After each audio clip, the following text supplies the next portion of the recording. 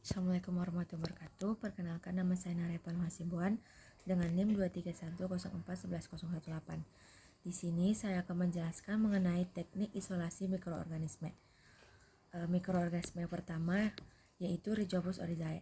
Rhizopus oryzae adalah mikrofungus heterotolik berfilamen yang terjadi sebagai saprotrof di tanah, kotoran, dan vegetasi yang membusuk. Rhizopus oryzae dapat ditemukan di berbagai tempat, seperti tanah, makanan yang membusuk, buah-buahan yang membusuk, sayuran yang membusuk, kacang tanah, kacang tunggak, jagung, dan makanan tropis lainnya. Teknik isolasi Rhizopus oryzae meliputi yang pertama, pengambilan sampel. Sampel bisa diambil dari buah-buahan yang membusuk, kacang merah, dan bahkan tempe. Yang kedua, isolasi kapang. Isolasi kapang dari sampel dilakukan dengan cara mengambil secara aseptik miselium sampel yang dinolulasikan pada media potatodextrose agar atau PDA dan diinkubasi atau dibiarkan pada suhu kamar hingga yaitu 35 derajat hingga 37 derajat selama 5x24 jam. Inokulasi sampel dilakukan di atas cawan Petri. Yang ketiga, identifikasi kapang. Pengamatan karakteristik isolat kapang bisa dilakukan dengan cara makroskopis dan mikroskopis. Makroskopis di mana diamati warna konidia dan miselium isolat kapang. Sedangkan pengamatan mikroskopis dilakukan dengan cara diambil satu ose isolat kapang, digoreskan di atas objek gelas yang telah disterilkan.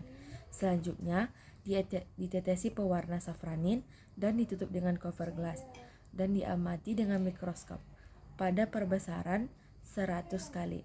Mikroskop yang digunakan yaitu mikroskop cahaya.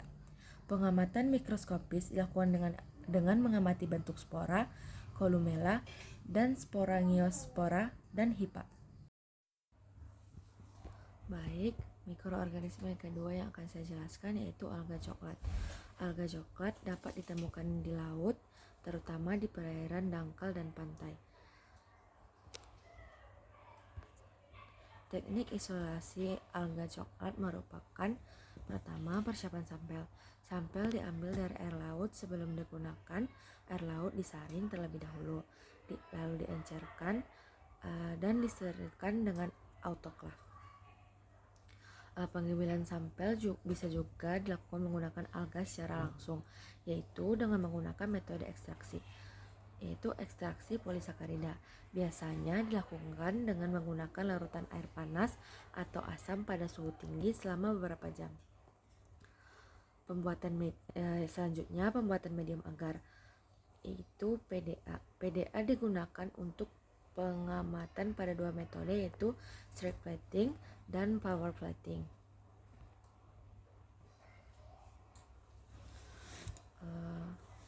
Power plating, sampel dituangkan ke dalam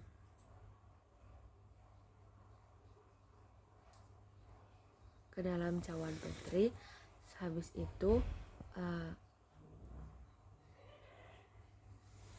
sampel air laut atau hasil ekstraksi dari alga dituangkan ke cawan Petri, lalu PDA cair dimasukkan ke dalam cawan Petri. Habis itu digoyang. Habis itu di cawan Petri diputar membentuk angka 8 secara perlahan untuk menyebarkan mikroorganisme pada cawan Petri. Yang kedua, metode kedua yaitu strike plating. Jarum ose dipanaskan hingga berwarna merah. Habis itu didinginkan.